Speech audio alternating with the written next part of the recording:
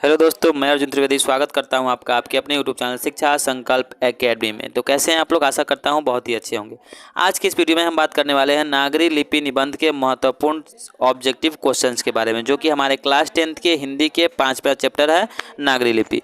तो वीडियो को शुरू करने से पहले आप लोगों से एक ही गुजारिश है, अगर आप हमारे चैनल पर नए हैं तो चैनल को सब्सक्राइब कर दीजिए, ताकि हमारी तरफ से कोई भी वीडियो अपलोड हो तो सबसे पहले आपको नोटिफिकेशन मिल सके। साथ ही साथ वीडियो को एक लाइक कर दीजिए, ताकि हम आपके लिए ऐसे ही वीडियो लाते रहें। तो चलिए शुरू करते हैं आज का अपना ये वीडियो। पहला क्वेश्चन है, नागरी लिपि निबंध किस पुस्तक से लिया गया है?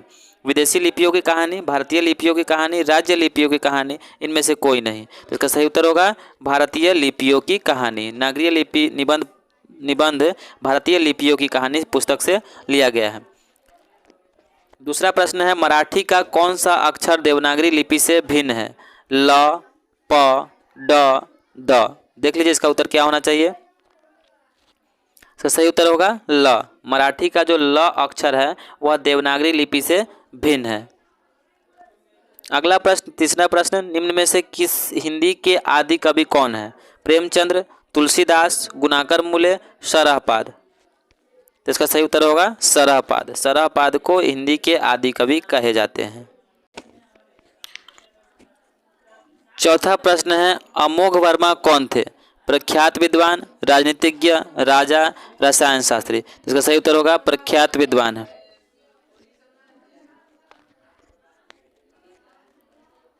पांचवा प्रश्न है, राष्ट्रकूट शासन की नींव किसने डाली थी?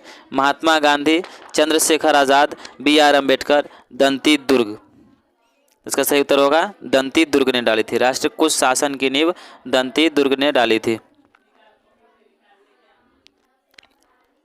पांचवा प्रश्न है, बेतमा कहाँ है? पटना के पास, आरा के पास, इंदौर के पास, दिल्ली के पास। इसका सही उत्तर होगा इंदौर के पास। बेतमा कहाँ है? इंदौर के पास है। सातवां प्रश्न है, दक्षिण भारत के किस राजा को ताम्रपत्र मिले हैं? राजा हरि सिंह, राजा वरगुन, राजा भोज, राजा कृष्ण। इसका सही उत्तर होगा राजा वरगुन। दक्षिण भारत के राजा वरगुन को ताम्रपत्र मिले हैं। अगला प्रश्न है, मिहिर भोज के ग्वालियर प्रशस्ति किस भाषा में है? संस्कृत, पाली, हिंदी, उर्दू। तो इसका सही उत्तर होगा संस्कृत। ग्वालियर प्रशस्ति संस्कृत भाषा में है। 9वां नंबर क्वेश्चन है, देवनागरी लिपि में मुद्रण के टाइप कब बने? 4 सदी पूर्व, 6 सदी पूर्व, 2 सदी पूर्व, 9 सदी पूर्व।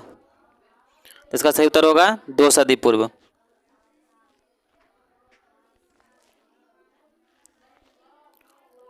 10वां प्रश्न है, उत्तर भारत में नागरी लिपि को किस नाम से जाना जाता है? देवनागरी, नंदी नागरी, या नागरी लिपि, या विदेश लिपि, या इनमें से कोई नहीं। इसका सही उत्तर होगा देवनागरी या नंदी नागरी। उत्तर भारत में नागरी लिपि को देवनागरी या नंदी नागरी नाम से जाना जाता है। 11 नंबर क्वेश्चन है, राम सीता की आकृति एवं राम सीता लिखा हुआ सिक्का किस शासक ने चलाया था?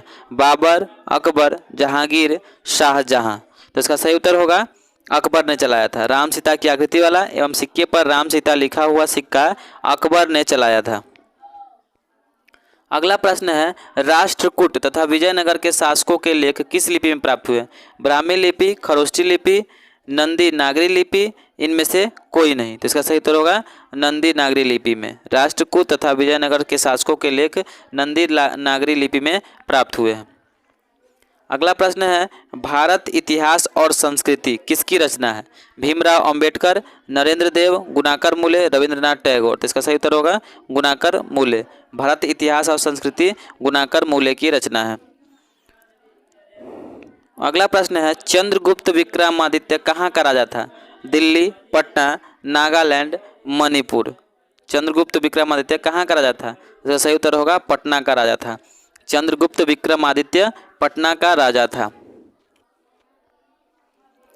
अगला प्रश्न है, मालवा में नागरी लिपि का प्रयोग होता है, इसका उल्लेख किसने अपनी पुस्तक में किया है? अकबर ने, प्रेमचंद्र ने, मेगास्थनीज ने, अल्बेरुनी ने। तो इसका सही उत्तर होगा अल्बेरुनी ने।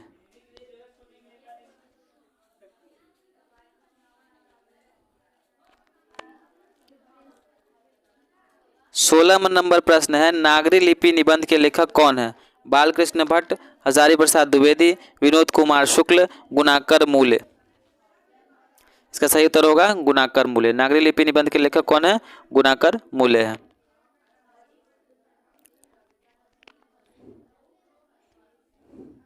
अगला प्रश्न है, महमूद गजनबी द्वारा चलाया गया सिक्का पर किस लिपि से लिखा गया था?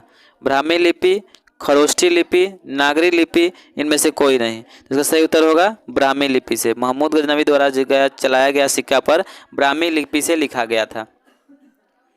अगला प्रश्न है, मराठी भाषा की लिपि क्या है? देवनागरी, ब्राह्मी लिपि, खरोष्ठी लिपि, इनमें से सभी। मराठी भाषा की लिपि क्या है?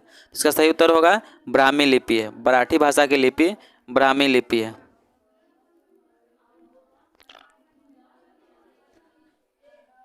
अगला प्रश्न है, देवनागरी लिपि में कौन सी भाषा नहीं लिखी जाती है? बंगाली, भोजपुरी, तमिल, उर्दू। तो इसका सही उत्तर होगा तमिल भाषा। देवनागरी लिपि में कौन सी भाषा नहीं लिखी जाती है? तो तमिल भाषा नहीं लिखी जाती है।